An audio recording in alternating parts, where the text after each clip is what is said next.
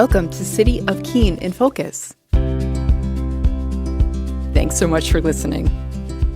Good morning and welcome to our next episode of City of Keene in Focus. My name is Asa Kramer and I am here with Elizabeth Furland, our city manager. Good morning, Elizabeth. Good morning, Asa. We are here after 4th of July weekend. Yeah. How was your holiday weekend? Oh, it was great. It was very, very busy, but it was great. Wonderful. How about you? It was good. It was not busy, Oh, which that's was good. great. That's Yeah. awesome. We finally got some beautiful summer weather, which I feel like has been a long time coming. Yeah. So yeah, great. We actually got some feedback on our podcast and we had someone ask a question. We have a lot of committees in the city. They all have different acronyms. And so someone was asking that they weren't entirely sure what PLD, FOP, MSFI stood for. So, Planning, Licenses, and Development Committee is PLD. Finance, Organization, and Personnel Committee is FOP. Municipal Services, Facilities, and Infrastructure is MSFI. I have to repeat that in my head a little bit. There are lots and lots of other committees. For instance, there's like an Energy and Climate Committee. Oh gosh, Human Rights Committee. There's a whole bunch. Those all can be found at keenanh.gov, but the main three that we refer to in this podcast is PLD, FOP, MSFI. Yeah, and those are the three committees that are made up entirely of city councilors. And so there are 5 city councilors on each of those committees, and they are reviewing all of the things that come before them and making a recommendation to the full council, which is why the work really gets done at those committees. You know, that's when the public comes in to speak. That's when a project is reviewed. That's when a request is reviewed in detail. So by the time it gets to the council meeting, they've done the hard work, and most of the time, the rest of the council is supportive of the recommendation that comes out of the committees, because if they had a concern, they would have addressed it at the committee level. And so sometimes people wonder, why do they decide these things so quickly at the council meeting? And it's because the work's been done ahead of time at those committee meetings. So that's great. I know we use a lot of acronyms and it's hard to keep up with, but those committees are really the main committees because they are the 3 committees of the city council. So we did not have council meeting last Thursday because it was the day before the holiday.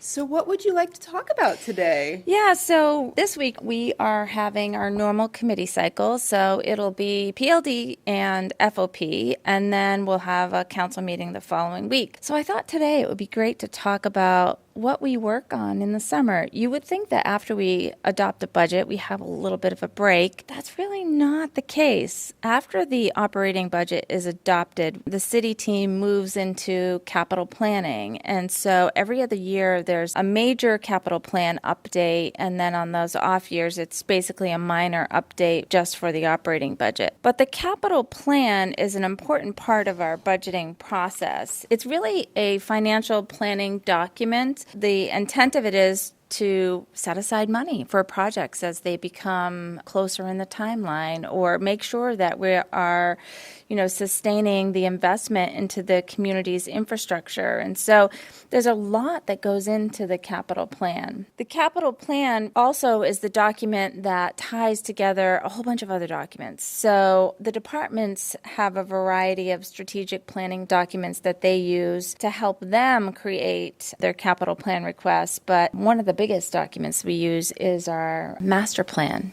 And so the master plan is going to be finalized, we hope, in the month of August. So right now what's happening, the departments are all updating numbers. And so going through and looking at any sort of cost change, any new projects that will be added in the out years of the plan, and then really fine-tuning the projects that are getting close to implementation. So we do that in a way that ties it to these other strategic documents. So the master plan first, and then it moves down into the smaller strategic plans that each of the department has. So for instance, Parks and Rec has an active and passive recreation plan and a long-term parks plan. And as part of that planning process, they've taken input from the community and they put these projects into a timeline, and then they add them to the capital plan, and they add them first in the appendix. So the appendix of this document is where the things that we know that we want to do, the community wants to accomplish, but we're not quite there yet in terms of the 7-year financial plan. And so it starts in the appendix. And then as we get closer to the time of implementation, it moves through the 7-year financing plan. And we attempt to put aside as many dollars as possible into what's called a capital reserve account. So if we are able to strategically invest over the 7+ years of the plan, when it's time for implementation of the project, we have been able to set aside some money to help offset the cost and any borrowing that may be necessary depending upon the size of the project. And so it really does sort of move its way through the process. And we do include an escalator because we know by the time it gets to the year of implementation, costs will have gone up. Costs never go down, Asa. They never go down, especially in construction sort of projects. It always just gets more expensive.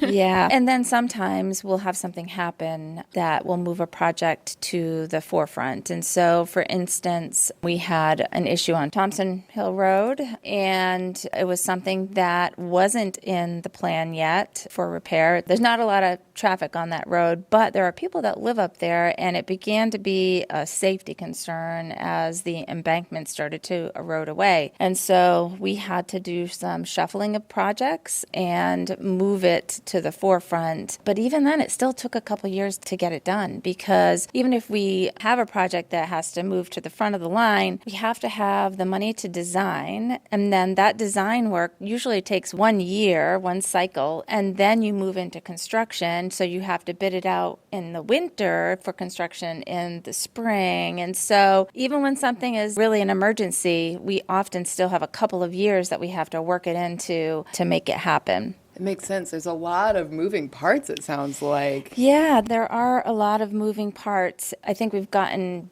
better every year at doing this. Some departments are really good at their asset management plans. You know, the Public Works Department does a great job at listing all the roads and the sidewalks and the culverts and all the things that are going to need to be replaced at some time, and then coming up with a philosophy or a strategy on how we will prioritize, because we have so many sidewalks that need repair, but we can't afford to do it all at once. And even if we could afford to do it all at once, we wouldn't get enough support in terms of construction help to be able to do it. And so we have to prioritize. And so the sidewalk conversation happened a few years ago at MSFI, where at the time, Don Lucier, who was our city engineer, sort of walked through, here's how many sidewalks we have, here's how long it would take if we were to fix them all, here's the philosophy that the city has been using. Basically, this philosophy has been to only build concrete sidewalks because they last longer. Then they took a look at things like how close was it to a school, how busy was the neighborhood, how much of a safety concern was it, what condition it was in. And then they created this asset management plan to prioritize investment each year in the sidewalks that needed it most, had the most traffic, and were close to schools so that kids and families could walk to school, which is important. That's just one piece of it, but we do that for everything. So while the Parks and Rec Department has their active and passive recreation plan and their long-term plans for all the parks, Public Works is looking at sidewalks and roads and infrastructure. We also have these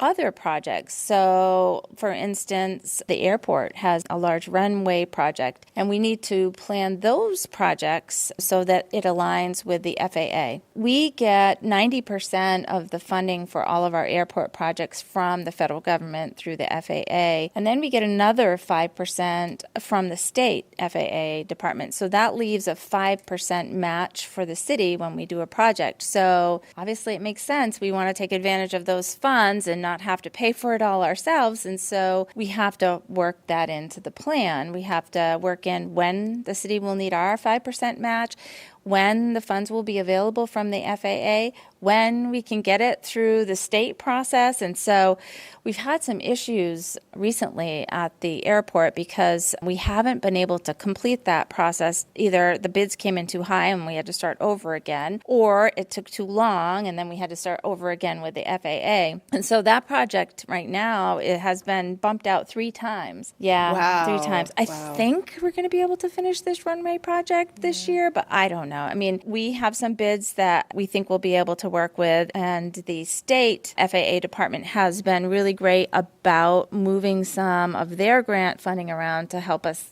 get this done because they know it's been frustrating. We just haven't been able to get it done. It's really choreographing a whole lot of different things. Yeah, what a balancing act. Yeah. I had no idea. Yeah. And the other thing that we try to do is make sure that the investment in our infrastructure is somewhat stable year after year, because if you have these big spikes from projects coming into the city's operating budget, because the two match, so the first year of your capital plan will be the plan that's moved into the operating budget. So we just adopted our operating budget, which started July 1. Actually, and that has the first year of the capital plan. And so what we try to do is, make sure when we get to that year of implementation that it's somewhat level in terms of investment so that a project doesn't spike the tax rate. That does take a lot of work to do. And oftentimes when we're going through this major update of the capital plan, I'll take a look at how many years out before we can actually add a new project, because everyone has it, especially during elections. Everybody has a project that's really important to them. I think when people first get elected, they get elected usually for a reason, something that they really wanted to see improve or something in their ward that they really want to focus on. Walking through this process, it becomes really clear it's not easy to just add a project. And so it's really something that we have to do over a period of time so that we're not creating these big spikes in the tax rate. And I feel like this is so important that you're talking about this morning, because I feel like so much of this for people that aren't doing this every single day, it can be a little out of sight, out of mind. And it's good to have this overview of the whole process, because there's a lot, it sounds like, that goes into it. And there's a lot of, as we said, moving pieces. So this is really interesting. Yeah, and that is really why by the time we get to the budget process, there's not usually a lot of changes in the capital portion of the budget because it's gone through so many reviews, because it's reviewed in detail every other year, but then every year is part of the budget process, so we're updating these numbers and making sure as we get closer it's accurate. So by the time we get to the actual operating budget and they're adopting their budget in June, it's gone through a lot of review and planning and financial plans. Some projects are primarily financed with grants, and so we time that appropriately with the grant timeline. Some are partially debt funded, and because we're always watching the percentage of debt that we're using to make sure that we're within the city's fiscal policies, that's also choreographed to make sure that when it gets there, we're not exceeding our own policies related to how much debt the city wants to have in any one given year. So it really is a lot of pre-planning and work that happens to get to that point. And then as part of the master plan effort and some of these department strategic plans, we look at what sort of issues do we want to address in the long term. And, with the recent flooding in Texas, it just brings to mind the work that the city of Keene has been doing on our Stormwater Resiliency program. And that has been in the works for many years. And the average person wouldn't know why we are upsizing necessarily these drainage structures. For instance, when we did the Roxbury project, the drainage underneath the ground was not at capacity to be able to handle the flow that was coming in from the downtown when we had these big storms. And it was creating some surface level flooding in the Roxbury area. And so as we planned for that project, we planned for upgrading those culverts to make sure that we could help alleviate some of those flooding issues. And so the city really has done a great job at strategically over long periods of time investing in a way that helps to alleviate these concerns. And before I came here, just a few years before, I came in 2017, there was some significant flooding that was happening. And, I don't want to jinx us, though. I should knock on wood or something somewhere. But since then, we've been able to make these improvements, which we haven't solved all the problems, and we're not going to anytime soon because we do have some larger issues. The city of Keene is in somewhat of a bowl, and so the water is coming in from all around us and coming into the city. And so then we have to find a way to move that water out as fast as possible so we don't have flash flooding. But we think about all of those things when we're doing a project. And sometimes it also means that we are also coordinating the funding from other accounts. And so water and sewer, for instance, it's its own fund. It's funded by the ratepayer, and it's not funded by general taxation. And so we need to coordinate, say, when we did Roxbury Street, when we were going to be able to take the funds from the water and sewer fund to be able to match with the city's general funds and also to be able to match with any grant funds. And then again, looking at debt to make sure that we within all of our fiscal policy limits. I know it's a lot. Oh, my word. No. Yeah. That's like balancing 7 different platters of food. Yeah. That's wild. It is a lot. But I would encourage anybody who's interested in this to take a look at our capital plan. It's on the finance department page on the City of Keens website. It breaks it down. So if you wanted to see if your road was going to be paved over the next, I don't know, in there they're pretty good about being more than 7 years. So it's probably 10 or more years, you can see the road list, when we're going to be doing a project, when it's scheduled, how much money is coming from general taxation, how much is coming from these other funds or from grants, how much debt funded. All of that information for every project is in that capital plan. It's a great document, but that is a planning document, a financial plan. The actual appropriation or the funding of a project happens as part of the budget process. And so those two things work together, but the CIP is a financial plan. So I think that sometimes confuses people because they may see a project that's in the appendix or far out in the capital plan and they see a number and then they see later that that number has been changed. Well, that's because when it starts, it's just a concept. It's not a number that's based on a lot of engineering review. We don't get the money for that type of review until we get closer to the actual implementation of the project. So it starts as an estimate and then it gets revised as we move closer to implementation.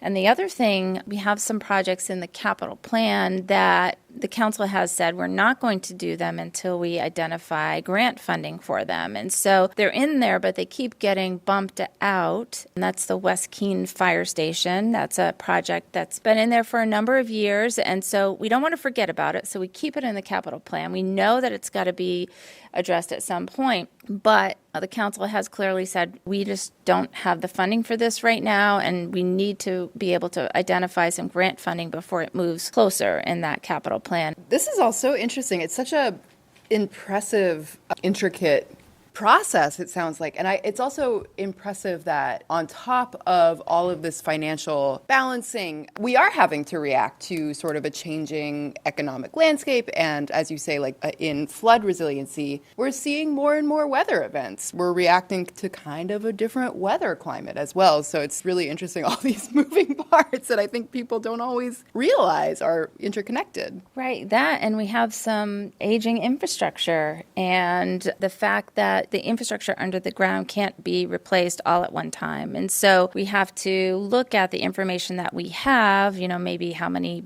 broken pipes or issues we've had in a certain area. That might change how that project gets placed in the capital plan. But when a larger project is scheduled to happen, that larger project might get moved up, because the other thing we're trying to do is dig once. That's really important. You don't want to do a project if you don't have the funds allocated for the under the ground pieces, because it's just going to create more issues and you're going to be digging up your wonderful pavement to fix them. And so we try to dig once. As part of that dig once policy, we've looked at things like making sure that we are coordinating with the other utility companies, because we're not the only ones that are digging up the streets. You have your cable and your electric companies. They are also digging up the streets, and some of them are better at coordinating with us than others, but we share our capital plan and we ask them, do you have work in this area? If you do, you need to make sure that that's coordinated and that it happens when we're digging up the street. The other thing is part of that dig once policy, we've talked about broadband and placing conduit under the ground where we think we can potentially expand. The challenge with that is it's not hugely expensive to put the conduit in, but where Where do you put it in? Where do you end it? Where does it connect to? If there's not a plan for additional fiber in that area, it's hard to know. We've been talking about this right now related to the downtown project, because we have one group of staff members are saying, don't forget to put the conduit in. And Don's saying, well, where? Where do we put this conduit in? And how are we going to connect? And where's it going to end? And do we spend this money, these additional funds, when we don't really have a concrete plan? So that's stuff that we think about when these projects are happening, and it's really a balancing act when big projects come forward like this. So I'm really excited about the finalizing of the master plan and the conversation that will happen with the city council this year. So it's our big year to update the capital plan, but also to tie it in with what the community has decided are their priorities in the master plan. And so, it'll be interesting to see how many changes come forward, any shifting of timelines that happen for projects or new projects that come out because of comments or priorities that are part of that master plan. The other thing that happens, here we are early July. I told the department heads at our staff meeting, we meet every Monday morning, and I told them last week, okay, budget's over now, time to start the capital planning. And they were like, oh, yes, it's time to start the next one. But that's just how the cycle goes. So they're right now working on updating their spreadsheets, making sure the costs have been updated, and making sure that any sort of change in priorities is happening in their proposals coming forward. And then we're planning for the master plan hopefully to be adopted in August. So after that would be the city council goals, because the updating of the city council goals happens the year of the update in the capital plan, which makes sense, right? So you want to have your master plan, and then you want to have your council goals, and then you've got your department plans, and then you want to meld them all into this capital plan. And so that right now is the schedule, and we probably will be it takes until February to really have the capital plan finalized. And so it will go through the kickoff of the departments, which has happened informally. And then we'll take a look at the master plan, and then the preliminary discussions that I have with the departments usually happen in and around November. And then we need to have the book to the printers by December. So we have to then be ready to go through the process of going through every page and every project with the city council and the planning board. So by statute, the planning board is actually the one that officially adopts the plan, which again tells you why it's important to align it with the master plan, because they are the ones that approve it, and then it goes to the council as part of a financing plan. Then there'll be presentations and review at committees before it's finally adopted by the city council, probably sometime late February, early March. Then we wrap it up and get ready to start the operating budget over again. It just never ends. So it sounds like a lot of good discussion is coming up. If you are interested in hearing more, definitely encourage you to tune in the coming months. I think you mentioned this earlier, but if someone wanted to learn more, they could go to keenanh.gov. Is that on the website? It's okay. If you go to keenanh.gov and the finance department's page, all of our financial documents are on there. Great. Asa, I think we should have Don Lucier on here just to talk about the work that the city has done related to stormwater resiliency. I do think that it's a great story to tell, and there's a lot more work that's being done. He would be a good one to talk a little bit about that. That's a great idea. I think he's joined us before, but we'll look forward to speaking to him coming up. Is there anything else that you would like to talk about today? Covered a lot. I know. Yeah, no, I think that's it for today.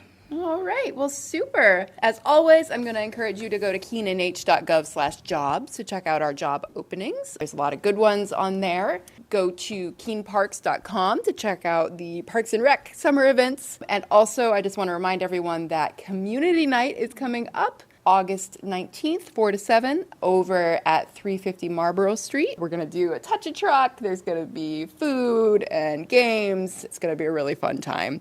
So put that on your calendars. And if that's it, then we will see you next time. Thanks for listening to City of Keene in Focus. We'll see you next time.